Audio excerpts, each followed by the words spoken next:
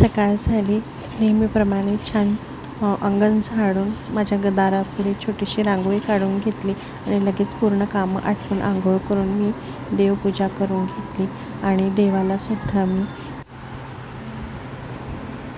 अर्थातच वटपौर्णिमेच्या पूजेसाठी आम्ही व्हिडिओमध्ये दाखवल्याप्रमाणे थाली रेडी करून घेतली. गणपतीच्या पूजेसाठी एक विड्याचं पान, त्यावर नाणं, सुपारी, तुपाचा दिवा, लाल अक्षत, त्याप्रमाणेच कापसाचं जानू बनवलं, हळद, कुंकू आणि सूत धागे गुंडाळलेले आंबे घेतले, ओटी भरायसाठी गहू घेतले, त्याचप्रमाणे अगरबत्ती व प्रसाद घेतला.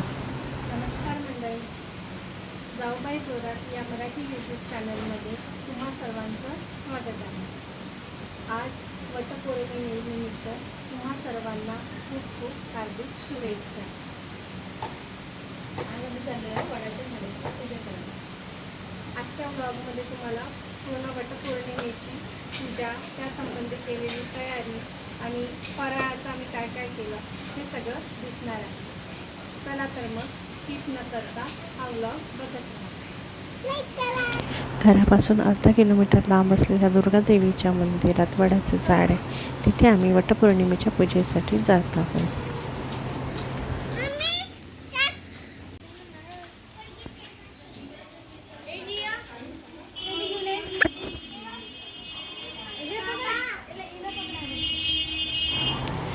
मंदिराचे जीर्णोद्धाराचे काम सुरू आहे. सर्वप्रथम वडाच्या झाडाला पाणी घालून त्यानंतर खाली पण जमिनीवर थोडं पाणी घेऊन तिथे गणपतीची पूजा मांडली. अर्थातच विड्याचे पान, नाणं आणि सुपारी ठेवून गणपतीची पूजा केली आणि त्यानंतर वडाच्या पूजेचा प्रारंभ केला.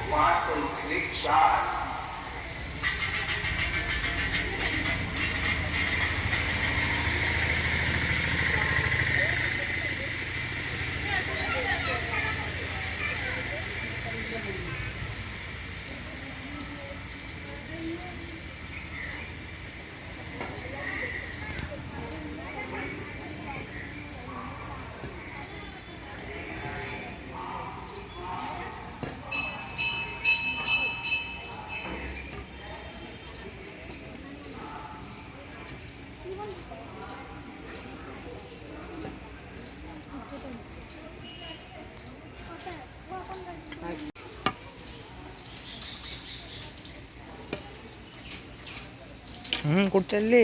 अगं कुठे चालली? दिवे आहे. झाडाला पाणी असंच टाकलं ना, आता ते गोल फिरता नाही येणार ना म्हणून.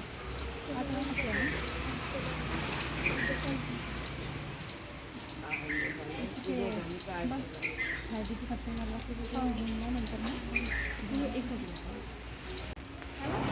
नंतर गणपतीची पूजा आटपून आम्ही वडाच्या झाडाला जन्मोजन्मी हाच नवरा मिळावा अशी आपल्या इथे मान्यता आहे. जन्मजन्मी हाच नवरा मिळावा म्हणून आम्ही वडाच्या झाडाला धागा गुंडाळण्यासाठी वडाच्या भोवतात 5 फेरे मारायसाठी घेतले. फेरे मारताना मला 2 वेळा हे वडाचं झाड जबरदस्त माझ्या डोक्याला लागलं. कारण बांधकाम सुरू असल्यामुळे तिथे रेती वगैरे भरपूर काही असं सामान अस्ताव्यस्त पडलेलं आहे. त्यामुळे आम्हाला वडाच्या फेऱ्या मारायला थोडा त्रासही होत होता.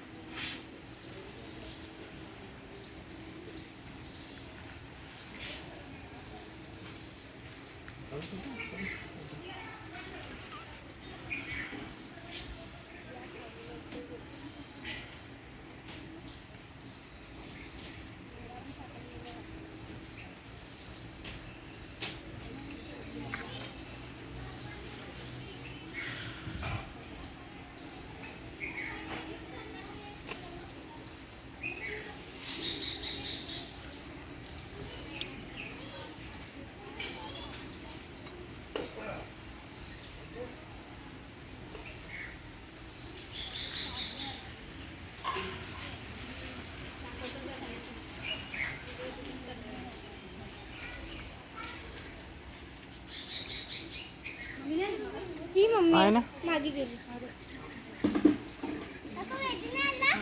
वेदू वेदू आला ना. काकू अस्मित दिसत नाही, कुठे गेला? आहे ना अश्मित दी घरी.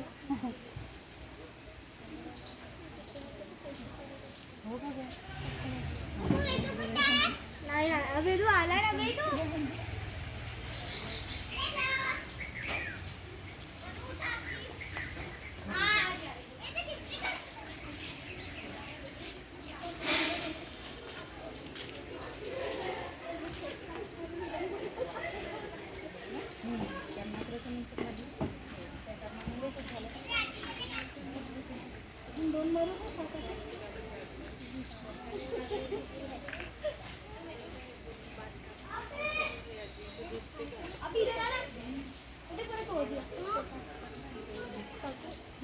तोडून टाकली चप्पल. तू एखादी खेळ. नाही ते ठेवायला.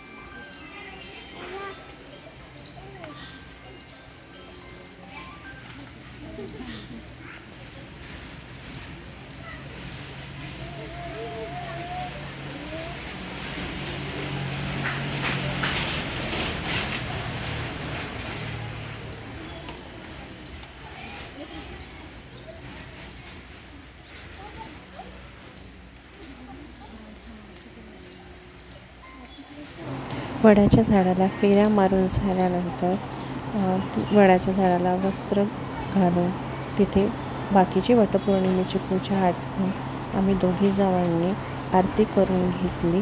आरती करून एकमेकींना प्रसाद दिला, हळदी कुंकू लावले आणि त्यानंतर आम्ही देवीची पूजा करण्यासाठी देवी मंदिरामध्ये आतमध्ये गाभाऱ्यात गेलो.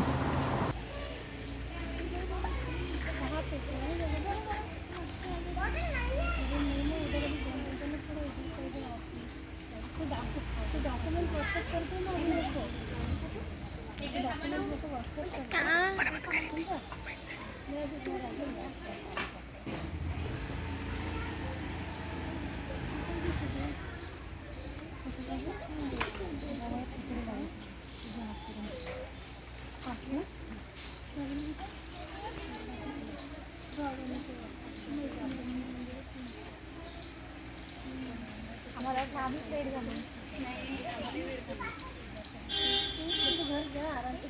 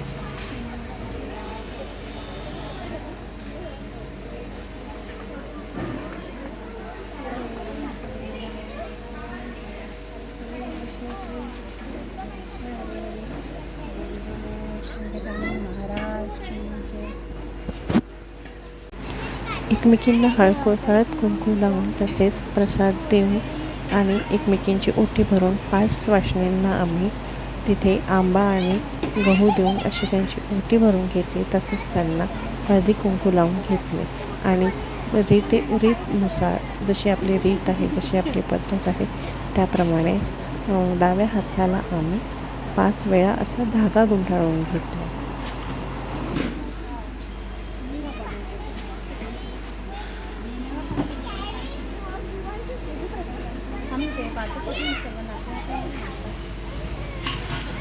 आई नाकातलं पाणी खूप लागली आहे. पाणी आलं का त्याच्यामध्ये?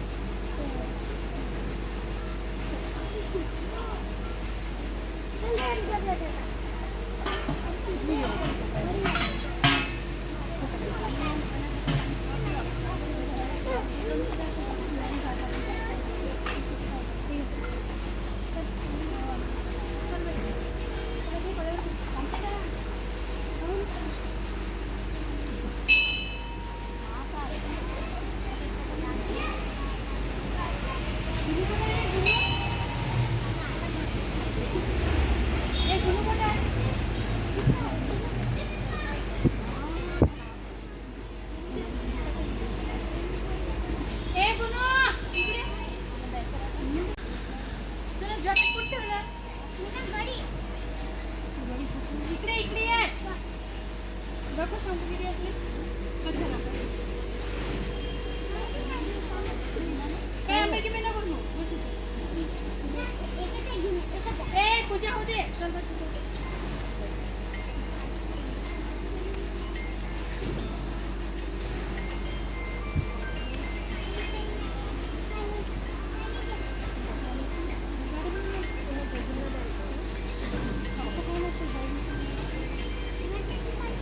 नाही पाणी खराब आहे ना.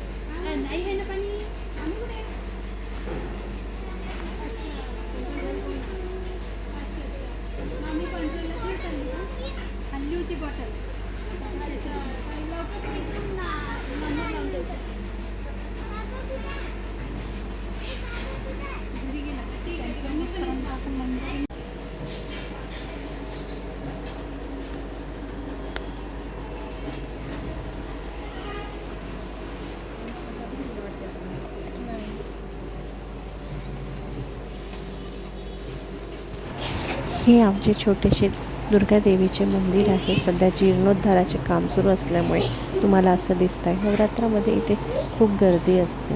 आमची वटपौर्णिमेची पूजा आटोपल्यावर अर्थातच आम्ही मंदिराच्या गाभाऱ्यात जे काही देवी देवता आहेत त्यांची पूजा करण्यासाठी आम्ही आतमध्ये गेलो. प्रथम आम्ही दुर्गादेवीची पूजा केली, त्यानंतर गणपती आणि बजरंगबलीला, हनुमानजीला आम्ही दुरूनच नमस्कार केला.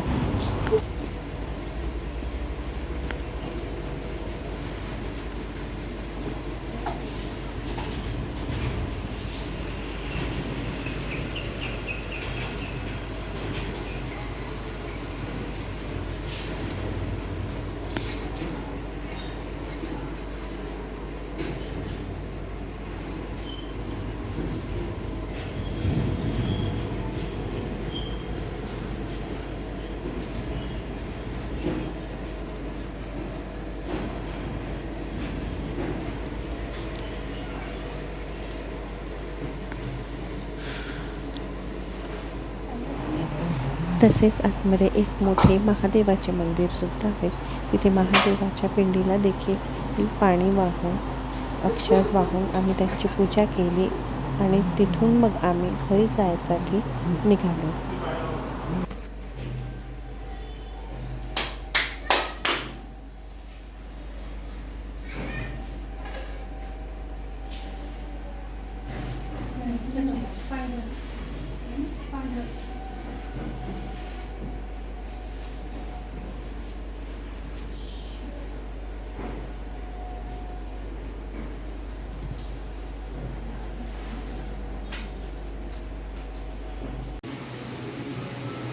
आमची आज वडाची पूजा झालेली आहे. आम्ही वडाच्या झाडाची पूजा करून घरी आलेलो आहोत आणि आता थोड्या वेळाने सगळं मिळून फराळाचं करणार आहोत.